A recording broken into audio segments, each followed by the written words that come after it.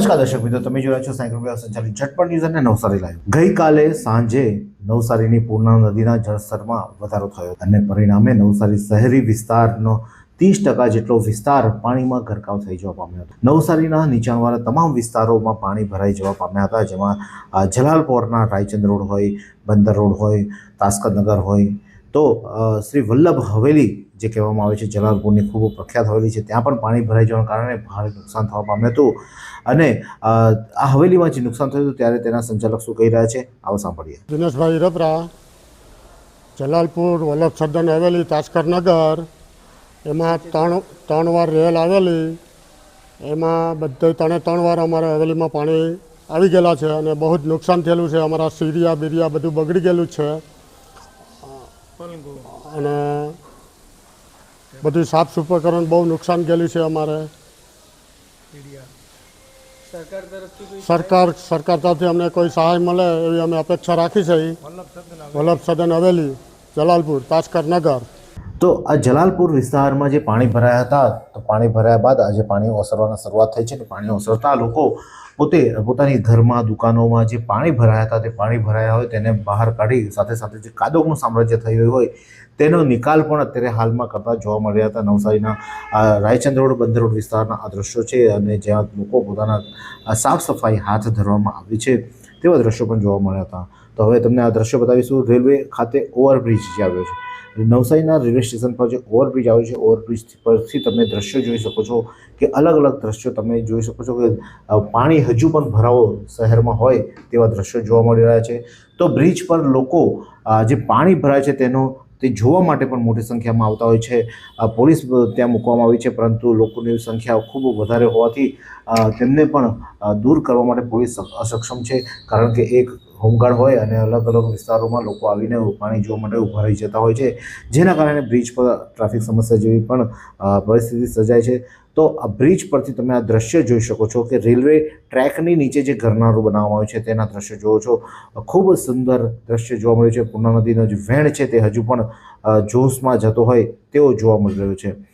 તો આ દ્રશ્યો છે વંદે માતરમ ચોક શાંતાદેવી વિસ્તારના, કે જ્યાં વંદે માતરમ ચોક ખાતે લોકો પોતાના જીવન જરૂરિયાતની ચીજવસ્તુઓ લેવા માટે બહાર આવતા જતા જોવા મળ્યા છે। તો અત્યારે પાણી ઓસરી રહ્યા છે, તો વાઇપર ખાસ જરૂર પડતી હોય તો વાઇપર લેવા માટે પણ લોકો ઘરની બહાર આવી અને બહાર ફરતા જોવા મળી રહ્યા હતા। તો આ દ્રશ્ય છે રાજીવનગર, વોર્ડ નંબર 6 કાલિયાવાડી ખાતેના, જ્યાં પહેલા મંગુભાઈ રહેતા હતા તે વિસ્તારના દ્રશ્યો છે કે જ્યાં અત્યારે હાલમાં તમે જોઈ શકો છો કે હજુ પણ પાણી ત્યાંથી ઓસર્યા નથી, કારણ કે પૂર્ણા નદી હજુ 24 ફૂટ પર, એટલે ભય જ ન કરતાં 1 ફૂટ જેટલી ઉપર વહી રહી છે અને જેના કારણે હજુ પાણી શહેરના અમુક વિસ્તારોમાં ભરાય છે અને તેમાંનો આ વિસ્તાર છે કે જે નીચાણવાળો વિસ્તાર છે અને ત્યાં પાણી ભરાઈ જવા પામે છે। તો કાલિયાવાડી વિસ્તાર પાસે જે કલેક્ટર કચેરીની પાછળ ITI આવ્યું છે ત્યાંના પણ આ દ્રશ્યો જોઈ શકો છો, ત્યાં પણ હજુ પાણી ભરાયેલા છે, પાણી ઓસરતા નથી અને ધીરે ધીરે પાણી ઓસરતા હોય તેવું લાગી રહ્યું છે। તો બીજા દરમિયાન આ દ્રશ્યો બતાવીશું। નવસારીના ટાટા સ્કૂલ પાસે જે 4 રસ્તા પડે છે, રિંગ રોડ સર્કલ કહેવાય, ત્યાંના દ્રશ્યો છે જ્યાં વિવિધ વિસ્તારોમાં જે પાણી ભરાયા હતા, ગઈકાલ રાત્રે જે આપણે દ્રશ્યો જોયા હતા કે ત્યાં વિસ્તારમાં પાણી ભરાયા હતા, તે પાણી હવે ધીમે ધીમે ઓસરી રહ્યા છે। રિંગ રોડ પણ હવે ધીમે ધીમે પાણી ઓસરી રહ્યા છે અને ત્યાં રિંગ રોડમાં પણ પાણી ઘટી રહ્યા છે। તો બીજી બાજુ મચ્છી માર્કેટ જે આવ્યું છે, મચ્છી માર્કેટના દ્રશ્યો તમે જોઈ શકો છો કે મચ્છી માર્કેટમાંથી પણ પાણી હવે ધીમે ધીમે ઓસરવા માંડ્યા છે। મચ્છી માર્કેટમાં પણ લોકો પોતાના ઘર તરફ જઈ રહ્યા છે, કારણ કે પાણી ઓસરતા ત્યારે ઘરની સાફ સફાઈ કરવાની હોય છે, તો લોકો પોતાના ઘર તરફ પણ પ્રયાણ કરતા જોવા મળી રહ્યા છે।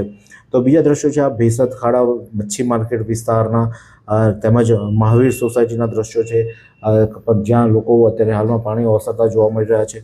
ઝવેરી સડકના પણ દ્રશ્યો છે જ્યાં પાણી અત્યારે ઓસરતા જોવા મળી રહ્યા છે। એટલે કે સર્વત્ર નવસારી શહેરી વિસ્તારોમાં જે પાણીનો ભરાવો થયો હતો, તમામ ભરાવો અત્યારે હાલમાં ધીમે ધીમે હવે આ ભરાવો ઓસરતો જોવા મળી રહ્યો છે। પાણીનો નિકાલ થઈ રહ્યો છે, પરંતુ ખૂબ ધીમી ગતિએ ઉતરી રહ્યો છે। ગઈકાલે રાત્રેથી ઉપરવાસમાં વરસાદ બંધ થઈ જવા પામ્યો હતો અને તે હજુ પણ જે નવસારી શહેરનું પાણી ઉતરતા ઘણો સમય લાગ્યો છે અને હવે ધીમે ધીમે પાણી ઓસરતા જોવા મળ્યા છે અને જનજીવન રાબેતા મુજબ થતાં હજુ 2 થી 4 દિવસનો સમય પણ લાગી શકે તેવી શક્યતાઓ નકારી શકાય નથી, કારણ કે આ ત્રીજી વાર પૂર આવ્યું છે નવસારી શહેરમાં અને ત્રીજી વાર લોકોના ઘરોમાં પાણી ભરવાની પરિસ્થિતિનું નિર્માણ થયું છે। ત્યારે આ પૂર્ણા નદીની સપાટી પર તમે જોઈ શકો છો કે પૂર્ણા નદી અત્યારે હાલમાં 24 ફૂટની આજુબાજુ વહી રહી છે અને જેના કારણે શહેરી વિસ્તારના નીચાણવાળા અમુક વિસ્તારોમાં હજુ પણ પાણીનો ભરાવો જોવા મળી રહ્યો છે, જે હવે થોડા સમય બાદ સપાટી જ્યારે ભયજનક સપાટી એટલે કે 23 ફૂટ કરતાં નીચે ઉતરશે ત્યારબાદ શહેરના વિવિધ વિસ્તારોમાં જે ભરાયેલા પાણી સંપૂર્ણપણે નીકળી જશે અને શહેર નવસારીના પૂર મુક્ત થશે, પૂર્ણા નદીના પૂરથી મુક્ત થશે તેવું કહી શકાશે અત્યારે હાલમાં. પરંતુ પૂર્ણા નદીના પાણી નવસારી શહેરી વિસ્તારમાં હજુ પણ ભરાયેલા જોવા મળી રહ્યા છે. આ જ પ્રકારના અવનવા સમાચાર માટે જોતા રહો સાંઈ કૃપા સંચાલિત ઝટપટ ન્યૂઝ અને નવસારી લાઈવ. આ સુંદર સૃષ્ટિને નિહાળવા માટે હજારો લોકો પાસે દ્રષ્ટિ નથી અને એ ત્યારે જ શક્ય બને જ્યારે કોઈ ચક્ષુદાન કરે. તો તમારા સ્વજનો સાથે મળી એક સુનિશ્ચય લઈએ, ચક્ષુદાનને પરિવારની પરંપરા બનાવીએ. Visit Sant Punit Chakshu bank, Rotary eye institute Navsari. Call 7069006329.